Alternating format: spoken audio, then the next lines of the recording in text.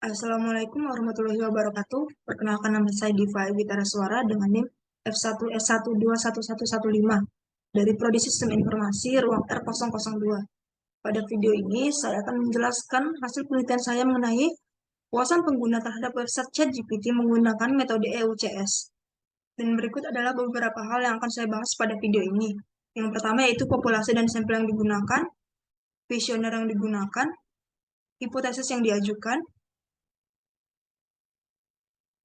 langkah-langkah analisis data dengan menggunakan Smart PLS, dan kesimpulan atau interpretasi dari hasil analisis data. Yang pertama yaitu populasi dan sampel yang digunakan. Populasi adalah keseluruhan dari objek penelitian. Populasi dalam penelitian ini adalah mahasiswa kelas R002, Prodi Sistem Informasi Angkatan 2021 di Universitas Jambi, sebanyak 30 orang. Sedangkan sampel merupakan sebagian kecil atau separuh dari objek penelitian tersebut. Penentuan sampel dalam penelitian ini menggunakan rumus Lofin, dan pengambilan datanya akan menggunakan pendekatan probability sampling dengan metode simple random sampling. Penerapan rumus Lofin dengan batas toleransi kesalahan yaitu 5%. Rumus Lofin yang digunakan yaitu sebagai berikut. Rumus Lofin sama dengan n kecil sama dengan n besar per 1 tambah n e kuadrat, dengan keterangannya sebagai berikut. Dan berikut adalah hasil perhitungan saya menggunakan rumus Lofin, yang dimana menghasilkan nilai 27,9 yang dibulatkan menjadi 28. Maka jumlah atau ukuran sampel untuk studi kasus ini adalah 28 sampel.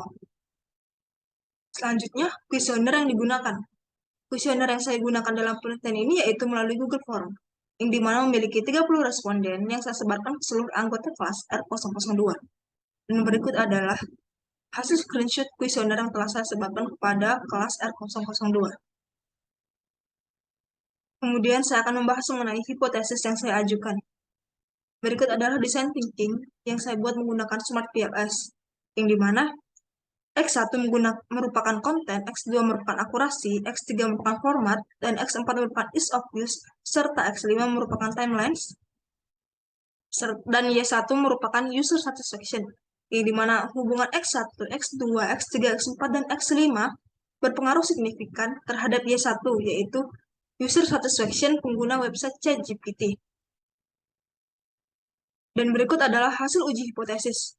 Uji hipotesis adalah prosedur statistik untuk mengambil keputusan tentang suatu hipotesis berdasarkan data sampel yang ada.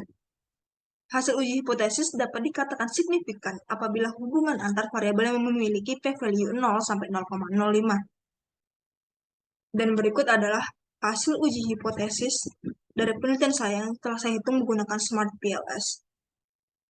Yang dimana variabel konten, akurasi, format, ease of use, dan timeline berpengaruh signifikan terhadap user satisfaction pengguna website ChatGPT, sedangkan hubungan antara konten, akurasi, dan timelines terhadap user satisfaction tidak signifikan, karena nilai p-value-nya lebih dari 0,05. Dengan demikian, hipotesis 1, hipotesis 2, dan hipotesis 5 pada penelitian ini ditolak. Kemudian saya akan menjelaskan langkah-langkah analisis data dengan menggunakan Smart PLS. Terlebih dahulu, saya akan membuka laporan saya. Saya akan menjelaskan terlebih dahulu variabel penelitian yang saya gunakan. Pada penelitian ini, saya menggunakan metode EUCS, yang dimana metode tersebut memiliki 6 variabel laten, di mana 5 dari 6 variabel laten tersebut yaitu X1 sebagai konten, X2 sebagai akurasi, X3 sebagai format, X4 sebagai ease of use, dan X5 sebagai timelines, termasuk ke dalam variabel exogen. Karena variabel tersebut merupakan variabel laten yang membentuk suatu variabel laten lainnya, yaitu variabel Y, yaitu user satisfaction. Sedangkan variabel Y sendiri merupakan variabel endogen. Berikut adalah variabel-variabelnya. Dan berikut ini merupakan indikator yang saya gunakan, dan saya menggunakan skala pengukuran Likert. Selanjutnya, hipotesis penelitian. Berikut adalah desain thinking yang saya gunakan, dan yang saya buat menggunakan Smart PLS. Dan bagaimana kita ingin membuat seperti ini? Terlebih dahulu, kita buka aplikasi Smart PLS. Kemudian kita pilih New Project. Di sini saya akan membuat namanya sebagai latihan 2.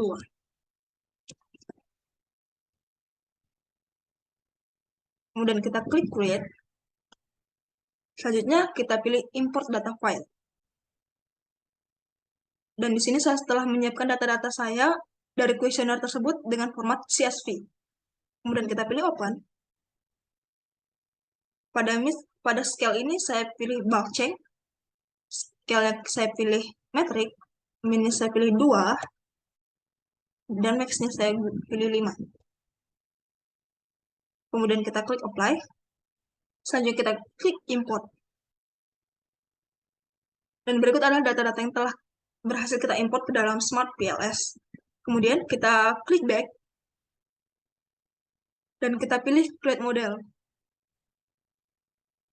Pada model type ini kita pilih PLSM.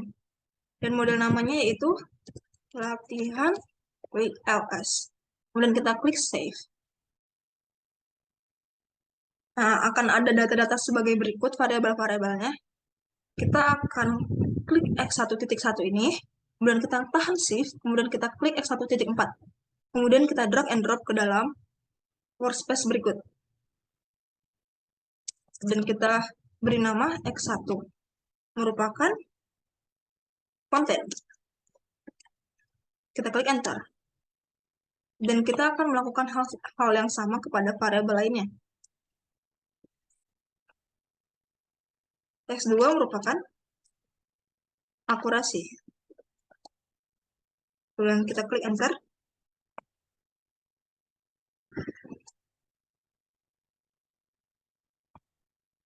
X3 merupakan format.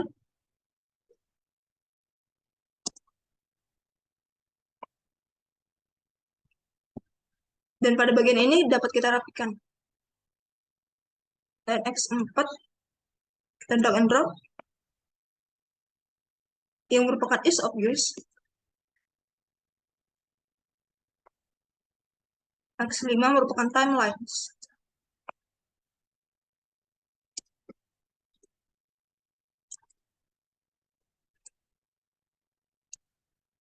Serta Y merupakan user satisfaction.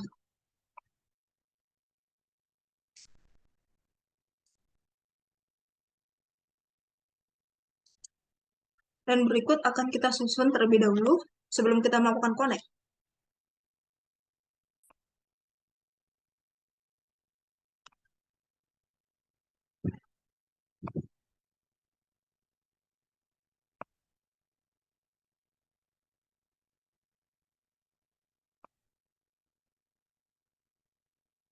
Selanjutnya kita pilih menu connect. Dan kemudian kita klik di sini, kemudian kita tahan dan kita drag di sini. Drag and drop di sini.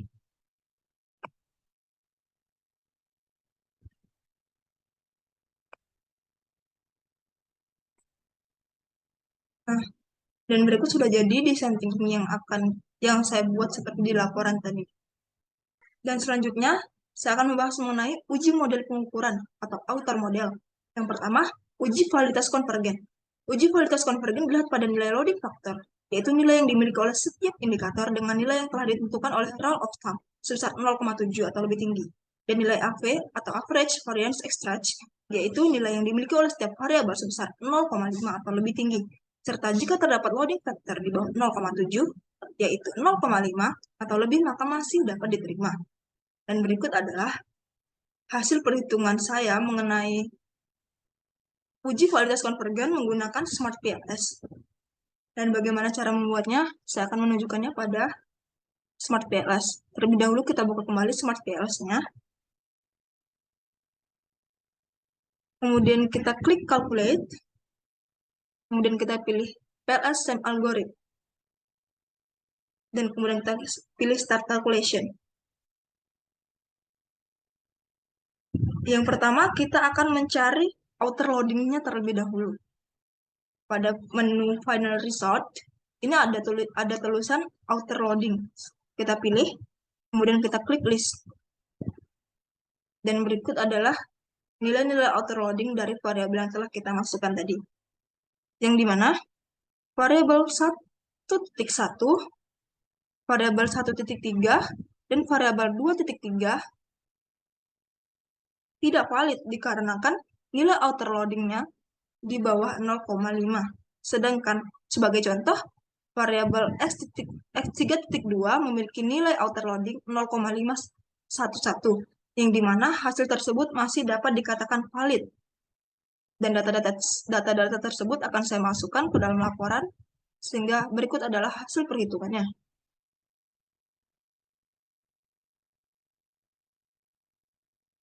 Dan kemudian bagaimana cara kita untuk mendapatkan AV-nya? Kita kembalikan ke Smart PLS. Selanjutnya, kita pilih pada menu Quality Criteria. Di sini ada menu Construct Reliability dan Validity. Kita klik, kemudian kita pilih Overview. Dan di sini akan terdapat menu AV-nya, yang dimana variabel 1, yaitu variabel konten, variabel 2, yaitu akurasi, tidak valid dikarenakan nilai AV-nya di bawah 0,5. Dan data-data tersebut akan saya masukkan ke laporan, sehingga berikut adalah hasilnya. Variabel X1 dan X2 tidak valid dikarenakan nilai AV-nya di bawah 0,5.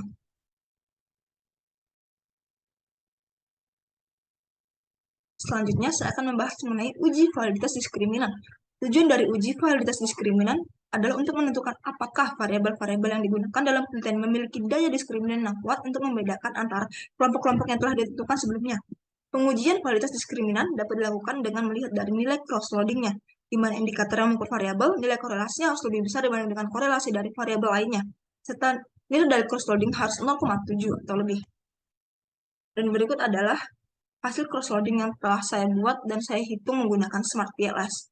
Berikut adalah tata cara menghitung cross-loading dengan menggunakan Smart PLS. Kita buka kembali aplikasi Smart PLS. Kemudian, pada menu diskriminan validity, ini kita klik cross-loading. Dan berikut akan tampak hasil dari cross-loading yang telah kita buat tadi.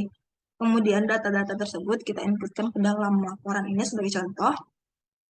Misalnya variabel 1.1, variabel 1.3, variabel 1.1, dan Y1.2. Saya berikan warna merah dikarenakan nilai cross-loading dari variabel tersebut tidak lebih tinggi daripada variabel-variabel lainnya pada bahasan ini. Dan sebagai contoh lagi, misalnya variabel X2.1 sampai X2.3 nih. Nah, ini nilai cross-loadingnya lebih besar daripada variabel-variabel lainnya.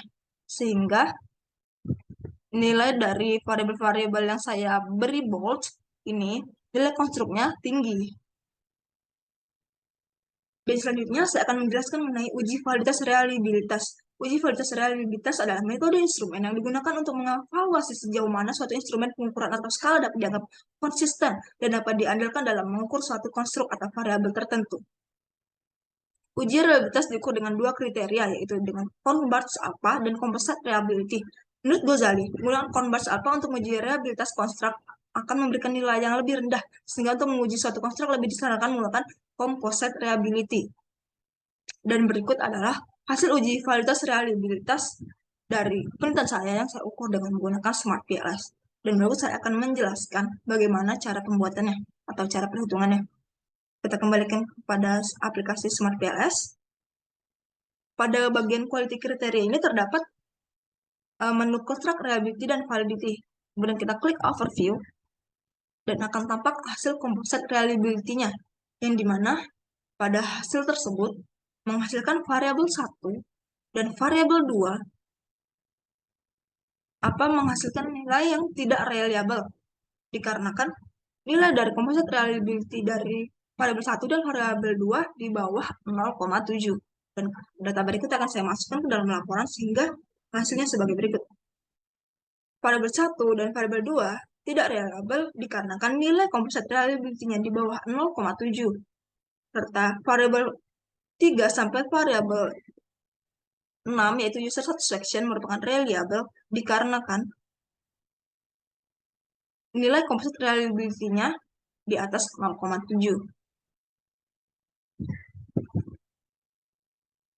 Selanjutnya, saya akan membahas mengenai uji struktural atau inner model. Yang pertama, uji R-square. Uji ini dilakukan untuk melihat pengaruh dari variabel ke variabel laten lainnya atau variabel independen terhadap variabel independen, di mana variabel independen sebagai variabel eksogen dan variabel dependen sebagai variabel endogen. Nilai R-square dengan nilai yaitu 0,75 maka dinyatakan bahwa model dikategorikan kuat, 0,50 dinyatakan bahwa model dikategorikan moderat atau sedang, dan 0,25 dinyatakan bahwa model dikategorikan lemah. Dan berikut adalah hasil uji R-square terhadap variable user satisfaction pada penelitian saya. Dan berikut saya akan menjelaskan bagaimana cara perhitungannya menggunakan Smart PLS.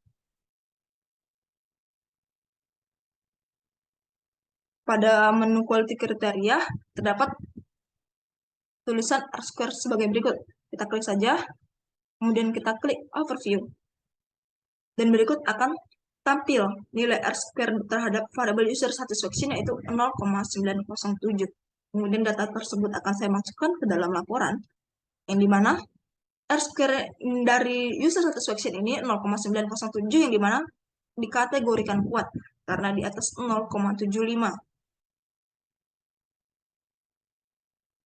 Selanjutnya, saya akan membahas mengenai hasil uji hipotesis. Uji hipotesis adalah prosedur statistik untuk mengambil keputusan tentang suatu hipotesis berdasarkan data sampel yang ada. Uji hipotesis dapat dikatakan signifikan apabila hubungan antar variabel yang memiliki p-value 0 sampai 0,05. Dan berikut adalah hasil uji hipotesis yang saya lakukan dengan menggunakan Smart PLS. Dan berikut adalah cara-caranya. Setelah ini kita klik back atau klik menu edit ini. Setelahnya kita klik calculate. Kita pilih bootstrapping. Selanjutnya kita klik start calculation. Nah, setelah ada tampilan sebagai berikut, kemudian kita pilih total effect. Dan kita pilih bagian ini yang ada tulisan p-value-nya. Kita pilih, akan tampil nilai p-value sebagai berikut. Yang dimana hubungan antara variabel konten, variabel timelines, dan variabel akurasi terhadap user satisfaction tidak signifikan dikarenakan nilai p-value-nya lebih dari 0,05. Dan data tersebut akan saya masukkan ke dalam laporan sehingga hasilnya sebagai berikut. Yang dimana variabel konten, akurasi, format, ease of use, dan timelines berpengaruh signifikan terhadap user satisfaction pengguna website ChatGPT. Sedangkan hubungan antara variabel konten, akurasi, dan timelines terhadap user satisfaction tidak signifikan dikarenakan p-value-nya di atas 0,05. Sehingga hipotesis 1, hipotesis 2, dan hipotesis 5 pada penelitian ini ditolak karena nilai p-value-nya di atas 0,05. Dan selanjutnya, saya akan menjelaskan mengenai kesimpulan atau interpretasi dari hasil analisis data yang telah saya lakukan, yang dimana hasil penelitian menunjukkan bahwa mayoritas pengguna merasa puas dengan penggunaan ChatGPT sebagai asisten berbicara mereka. Mereka menganggap bahwa ChatGPT mampu memberikan respon yang relevan, akurat, dan membantu dalam menjawab pertanyaan atau menyelesaikan masalah yang dihadapi. Pengguna mengapresiasi kemampuan ChatGPT untuk memahami dan memproses berbagai jenis pertanyaan serta memberikan tanggapan yang memadai. Mereka merasa bahwa ChatGPT mampu menyampaikan informasi dengan jelas dan membantu dalam memecahkan masalah. Namun, beberapa pengguna mengungkapkan kekhawatiran terkait dengan kendalaan dan kekonsistenan ChatGPT ini dalam memberikan jawaban. Terkadang ChatGPT dapat memberikan tanggapan yang tidak sepenuhnya akurat atau memahami pertanyaan dengan tepat. Hal ini menunjukkan bahwa masih ada ruang untuk meningkatkan kecerdasan dan keakuratan ChatGPT ini. Sehingga dapat disimpulkan bahwa penelitian yang saya lakukan menunjukkan bahwa ChatGPT memiliki potensi yang baik sebagai alat komunikasi dan asisten berbicara. Dengan terus melakukan pengembangan dan meningkatkan kualitasnya, ChatGPT dapat memberikan pengalaman yang lebih baik dan memuaskan bagi pengguna dalam berinteraksi dan mendapatkan informasi yang mereka butuhkan. Sekian hasil penjelasan saya dalam video ini. Apabila ada kesalahan, saya mohon maaf. Saya akhiri. Wassalamualaikum warahmatullahi wabarakatuh.